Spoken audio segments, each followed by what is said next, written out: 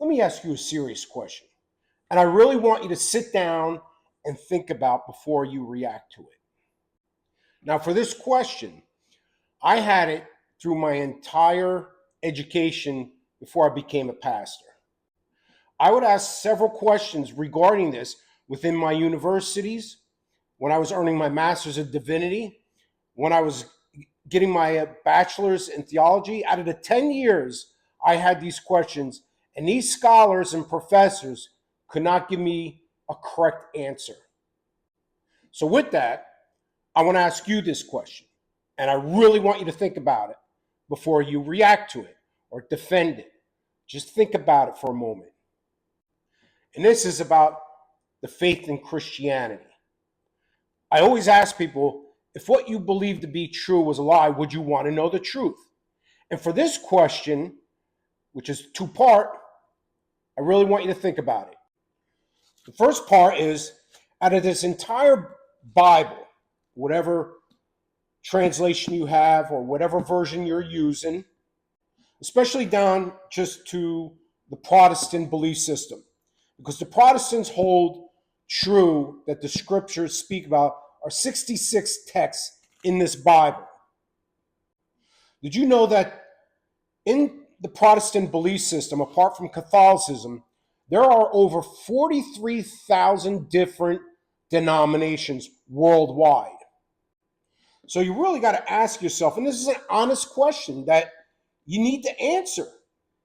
If all Christians are reading from the same 66 text book Bible, the canon, then why is there over 43,000 different denominations? These are different, separate beliefs of understanding what the scriptures are, or what God is telling them, or what the church states. So with that, let me quote two verses on that you really gotta think about this.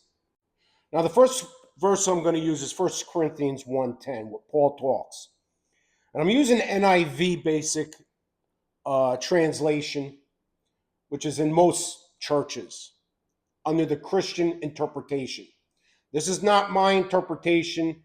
I'm just reading what the interpretation of NIV is. So with that, Paul says, I appeal to you, brothers and sisters, in the name of the Lord, Jesus Christ, that all of you agree with one another in what you say, and that there be no division among you, but that you be perfectly united in mind and in thought. Second one is 2 John 17:21, where he says, I pray that all of them may be one. Father, just as you are in me and I am in you, so that the world may believe that you have sent me. So there's no division. Christians should all be imperfect in one mind, reading from one book. But how do we get 43,000 worldwide different interpretations? You really have to ask yourself this.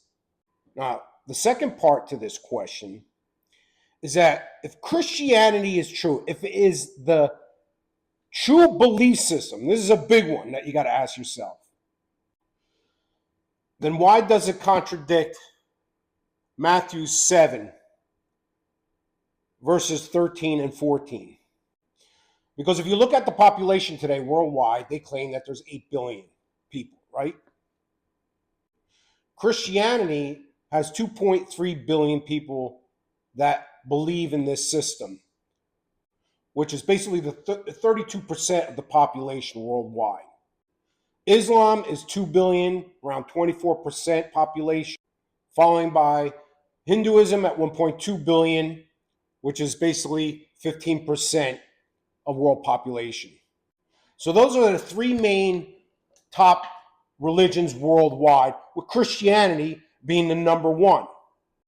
So if you're looking at Matthew 7, 13 and 14 verses, and you got to ask yourself, this Bible here is my first original Bible The New King James Version, a little beat up, but I'm quoting from the NIV because it's the basic translation or version that most churches uses.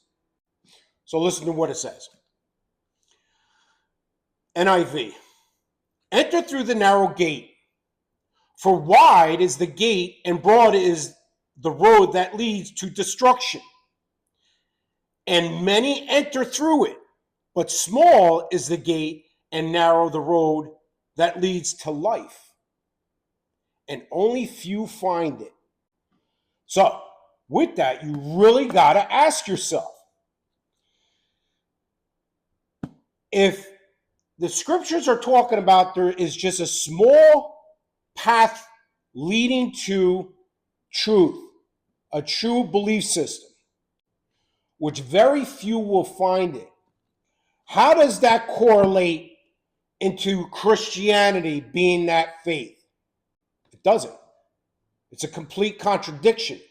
Because if Christianity is the number one belief system worldwide, it's the broad road, not the narrow gate. Now, before you react to this, really think about it. This is important. This is why I'm always asking people, no matter what belief system they're in, if what you believe to be true was actually a lie, would you want to know the truth?